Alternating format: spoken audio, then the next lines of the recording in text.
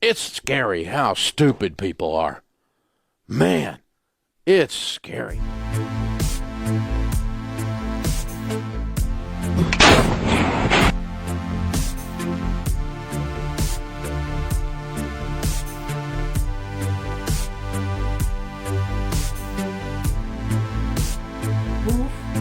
Meow, meow, meow. Moo, moo. Okay guys, the army is constantly searching for new recruits. You might have seen soldiers visiting your school and advertising their professions. It's a permanent grind for new members. Why does the army need so much manpower? Well, in war times they need soldiers willing to fight for their country, and during peace times they need to show strength and keep the gigantic military-industrial complex running. Within the armed forces, there is a job for almost anyone. Highly educated recruits might develop new defense systems, and lower education draftees are more likely to become foot soldiers. In conclusion, the army is desperately trying to recruit everyone they can get their hands on. But here is the catch. Even the army won't recruit people with an IQ score below 80. If your IQ is below 80, you aren't just useless, you are actually doing more damage than good. You are a net negative to the enterprise. If you stay at home, the company gets more profitable. That's how bad it is to have an IQ of under 80. So when the U.S. Army says it's illegal to induct anybody into the armed forces if they have an IQ of less than 83, then you know that they've done it for absolute necessity, right? And when people have made a finding that contradicts what they want to hear and they're doing it out of absolute necessity, you can be reasonably true that it's one of those facts that just won't bloody well go away. And so you might think, well, if there's nothing for someone with an IQ of less than 83 to do in the army, what makes you think that there's something that they can do in the general population? What makes you think that there's something that they can do in the general population? And then the issue is, because the conservatives will say, well, they should just work harder. It's like, sorry, that ain't going to fly. And the liberals will say, well, there's no difference between people anyhow, and you can just train people to do everything. And that's wrong. So they're both wrong. All right, I don't want to bore you with things you already know.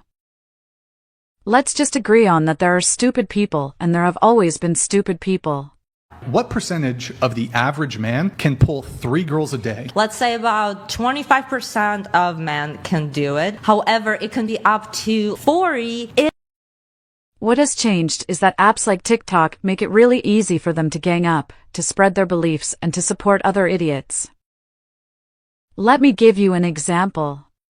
There is this unsolved case of a missing teenager in the late 1980s. It's kinda creepy. Someone found a Polaroid image of a tied-up girl in a parking lot. The girl is believed to be the missing teenager Tara Calico. If you want to see the picture unedited, just Google her name. I don't know if YouTube wants me to show this. However, there is a girl missing. Every intelligent person would be interested in police reports, evidence, or at testimonies. Not TikTok. The top response on TikTok to all of those cases is we need a psychic immediately. 1980. This family in New Mexico, they had a daughter named Tara Calico who had gone missing. So they said that looked just like their daughter. But the cops examined the photo and said that's not your daughter. What? The boy in this picture is thought to be this kid named... Now you might think, oh Tails, stop yapping. That's just one case. It's nitpicking. I swear to God it isn't. It's under every news story, and especially true crime stories in the comments. Their first idea is always to call a psychic, and the second idea is always that some form of love triangle was happening. If a criminal robs a bank, the first comment on TikTok is something like, has somebody checked if the bank employee was in a love triangle with the robber? It's completely idiotic, but I think it's because they can't differentiate between movies and reality. In the soap operas those people are consuming, there is always a love interest involved, and that's probably why they come up with this dumb shit. However, the dummies are not finished yet. For some reason we allowed them to own pets, which we will all go to hell for. Here you can see a cat mom talking with her cat. Hey, if you want mommy to open the balcony door, you have to press the balcony button, which is right here. Balcony. Can you press the balcony button, Winter? You make the button talk and I'll open the door for you. This one right here. Balcony. Balcony. Yeah, that's the balcony. Are you happy now, little girl? You're happy now that you're in your stroller and you get to sunbathe? First of all, you aren't a mom. You didn't give birth to that cat. You bought her. If anything, you are a slave owner. Secondly, your freaking cat can't talk. Stop making things up. It's actually an interesting phenomenon. It's called Clever Hans effect or observer expectancy bias. So there was this horse named Clever Hans at the beginning of the 1900s who was supposedly able to do arithmetic. William von Austen was a retired school teacher and used flashcards and taught Hans how to convey the answer with foot taps. By the end of the training, Hans could do math as well as a fifth grader. A lot of scientists did not believe this, so whenever they did experiments on Hans, they separated William from him, and Hans was still able to convey the right answer with foot taps. However, an experimental psychologist still didn't believe and was still not satisfied, so he decided he would run his own experiment on Hans. He made testing conditions where the experimenters could not see the flashcards before showing them to Hans. And it turned out that the experimenters were slightly nodding their head after Hans had tapped his hoof the correct number of times.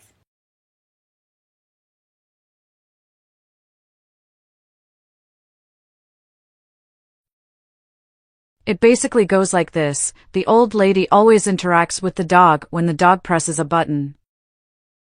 Oftentimes the dog even gets a treat for using the buttons. This is why the dog is randomly pressing buttons just to get a positive reaction from its owner. The low IQ owners can't see through this behavior and start thinking that their dogs wants to talk to them. If you want a treat, you gotta press this button. Press it. Good girl! Yeah, we're home now. Yep, exactly, we're home now. Anyhow, at least those dogs don't get harmed. I mean, other than having to live with an insane woman. Unfortunately, torturing dogs has become a business. Here is a riddle for you. A guy finds a wounded dog that is almost dead and heals it. The video gets millions of views. 1 week later, the same guy finds another dog that is almost dead and also cures him. This goes on for months. Now, what do you think has happened? If you are thinking that the guy tortures dogs from the street to death and cuts the videos in a way that make him seem like a wonder healer, you are correct. YouTube and TikTok are blocking those videos, but unfortunately those scammers still make money on Facebook. Because boomers are too dumb to notice that if a guy saves dogs from drowning on a daily basis while filming it with his iPhone, the guy probably isn't a hero but a criminal. Okay, if you never saw one of those videos, you must think I am insane for making such claims. Here is an example.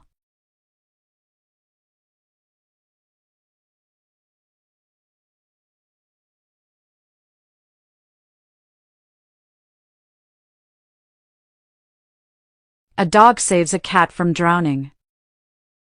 Of course, the guy is filming everything from start to finish. Then they show a completely different cat and a completely different dog and act like they have been friends ever since. Look, I don't want you to think that I lost my mind or anything. Of course, it is possible that you encounter an animal in need and maybe you filmed the rescue with your iPhone. That can happen. But if the same guy encounters drowning dogs on a weekly basis, something is wrong.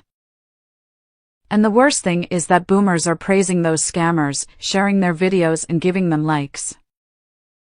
Speaking of boomers, have you noticed that they are unable to detect AI? Look at this. This is my 87-year-old neighbor who recently got a smartphone, and I have been trying to teach her to spot scams on Facebook. But one of the reasons this has been really challenging is AI generated content. For example, everything I just told you is a lie. This is not my neighbor, and I made this in about 5 seconds using generative AI. So for those of you who are not aware of this problem, as this Daily Beast article lays out, Facebook is just full of AI generated garbage that is being shared and shared and shared, much of it across the accounts of older adults. And the problem isn't, oh, look at this really cool AI generated image. It's that everyone seems to think it's real. And when it's like, exceptionally implausible. Like, so many people were so proud of this guy.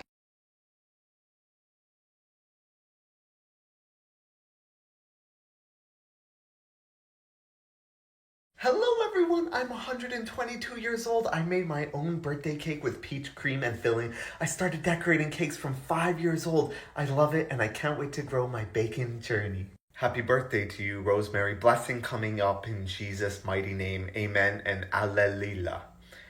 Happy birthday. Okay guys, unpopular opinion, South Park and GTA are not controversial at all. People always say that South Park is edgy and GTA is pushing the limits, but in reality it is the same mainstream narrative as in any other piece of media. What is controversial in today's society? Maybe a Christian main character saving his country from a Muslim invasion. A father saving his children from a lesbian couple that is abusing them. I could go on and on. In the 1980s, there were these metal bands singing about Satan. This seems ridiculous now, but back in the day it was actually controversial to praise the devil. Today it's the exact opposite. It's no longer controversial to dismiss the church or to say curse words. Instead, it's controversial to promote traditional role models. South Park is, in my opinion, still stuck in the time in which it was edgy to show violence on TV and make fun of Christianity. Today, every 12-year-old boy has seen ISIS videos and gets banned for saying Christianity is superior to Islam. Here is what I think has happened. The creators of South Park were once edgy in promoting their leftist ideology. However, now they are not the counterculture anymore. The rebels have become the mainstream and of course they never shifted their beliefs.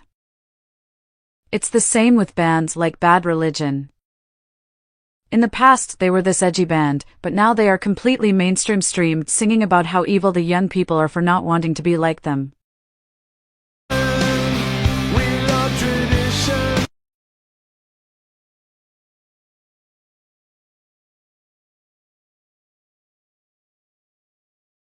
It's interesting, by the way, that their logo is a crossed-out symbol of Christianity, despite not actually being Christian themselves.